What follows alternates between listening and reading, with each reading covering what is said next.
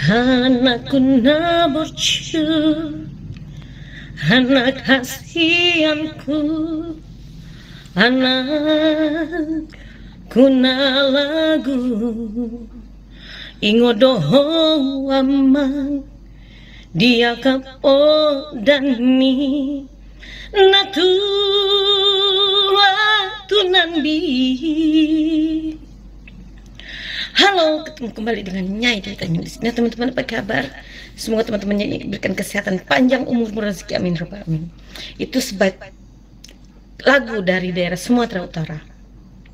Anakku naburju, anak yang baik, anak yang menjadi harapan orang tua, anak yang menjadi kebanggaan orang tua. Love, I love you, Joshua. Ingat, yakinlah walaupun kau sudah tiada, kebenaran di atas kebenaran akan berpihak pada engkau.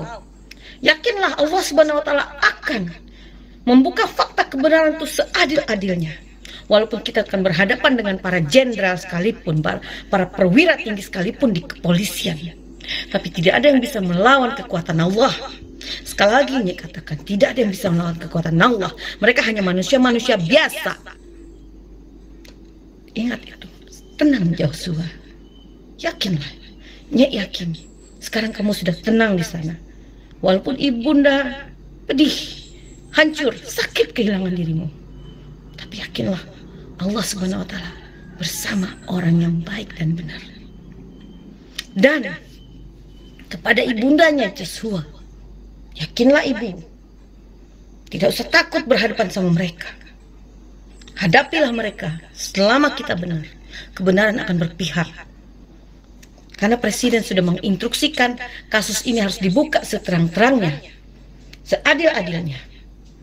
Dan dia ingin membuka sebuah video bagaimana statement seorang Ferdy Sambo mengatakan divisi Propam itu seperti apa yang sebenarnya. Divisi Propam ini adalah yang menjadi brand ambasador Polri.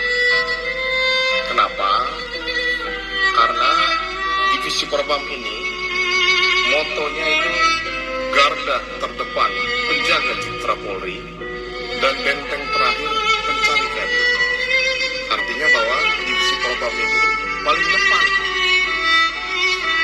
di seluruh satuan kerja Polri untuk menjaga citra Polri. Bagaimana kami bisa menjadi garda terdepan dan menjaga citra Polri kalau Propam sendiri tidak bisa menjaga citra Propam itu? Dan bagaimana kemudian Propam ini bisa menjadi benteng terakhir pencari keadilan kalau Propam ini kemudian tidak melakukan? Nah, jelaskan. Divisi Propam itu adalah garda terdepan mereka untuk menjaga citra kepolisian dan benteng terakhir untuk mencari keadilan. Dan pertanyaannya, apakah penyidik kepolisian dan Kapolri akan bersikap objektif dalam menyelesaikan kasus ini? Karena kita berhadapan dengan Kadif Propamnya sendiri dan di rumah Kadif Propam itu sendiri. Dan akibat ulah Barada E yang tembak-menembak dengan Brigadir Joshua, sudah 3 perwira yang jadi korban untuk dinonaktifkan. Berarti lebih hebat Barada E daripada 3 perwira tersebut. Dan sampai detik ini Barada E tidak pernah muncul di publik dan tidak pernah dimunculkan seperti apa tampangnya Barada E ini nih. Begitu juga dengan jenderalnya dan istrinya juga nggak pernah muncul untuk klarifikasi kasus ini. Mereka sembunyi. Ada apa? Pertanyaannya, ada apa? Harus takut? Apa yang ditakutin? Kalau nggak salah ya muncul-muncul aja, ya kan? Dan di sini adalah pertaruhan jabatannya adalah jabatan Kapolri dan nama baik institusi kepolisian. Apabila Bapak Kapolri berani mengambil sikap, bertindak tegas, menangkap, ya, menguak kebenaran di atas kebenaran siapa pelaku itu dan dalam kasus ini, ya, maka begitu luarnya apresiasi masyarakat dan tingginya kepercayaan masyarakat kepada kepolisian dan Kapolri.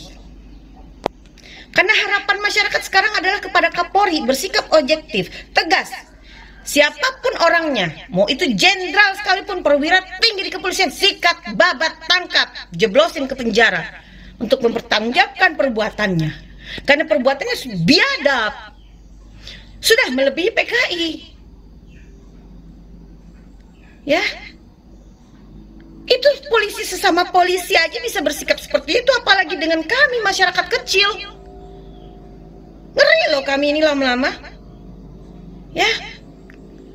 Dan kasus ini luar biasa banyak kejanggalan, dan sudah banyak jenderal-jenderal yang memberikan statement itu penuh kejanggalan. Ya, sekarang hanya keputusan di tangan Bapak Kapolri. Di tangan Bapak Kapolri. Kami memberikan harapan besar untuk bersikap tegas, adil. Ungkapkanlah fakta kebenaran itu, Bapak. Bapak orang yang beragama, orang yang punya Tuhan, orang yang taat beribadah. Maka sentuhlah nurani kita dengan kasih Allah, agar timbul keadilan, kebenaran yang ada di hati kita. Kenapa Nyai begitu berapi-api dengan kasus ini? Karena banyak hal yang tidak masuk dalam logika Nyai. Nyai perempuan, walaupun Nyai tidak punya anak, tapi begitu sakitnya seorang ibu kehilangan anak yang sudah dibesarkan dari kecil, disekolahkan, sekarang menjadi seorang brigadir di kepolisian, nyawanya mati sia-sia. Nyai aja kehilangan kucing Nyai mati, Nyai itu histeris, bisa berduka Nyai. Berminggu-minggu Nyai kehilangan kucing, berbulan-bulan sakitnya Nyai kehilangan kucing, apalagi seorang ibu kehilangan putranya, putra kebanggaan, putra harapan keluarga, mati sia-sia di tangan para manusia-manusia biadab, tidak berhati dan tidak punya nurani. Di mana hati nurani kalian? Kalian nggak suka dengan statementnya, silakan. Mau habisinya juga silakan. Nyai nggak takut. Nyai bela kebenaran, Nyai bela rakyat kecil. Di mana nurani kalian? Buat ibundanya Joshua, sabar ibu. Nyai yakin Allah Subhanahu wa Ta'ala akan bersama kita yang benar. Dan Nyai doakan Joshua sudah tenang di sisi Allah Subhanahu wa Ta'ala. Bagaimanapun dia mati, disiksa, maka segala dosa-dosanya sudah dihisap oleh Allah, dan dia sudah diampuni. Joshua orang baik, anak yang sopan, anak yang berbakti pada orang tua. Ya. Satu tetes air susu mama, beta hidup 40 tahun mama, mana bisa beta lupai, mana bisa beta menyangkali. Satu tetes air susu mama bikin beta jadi orang mama. Bayangkan anaknya sudah ada menjadi polisi, menjadi memenuhi cita-citanya, impian orang tua, akhirnya mati begitu saja. Aduh ya Allah,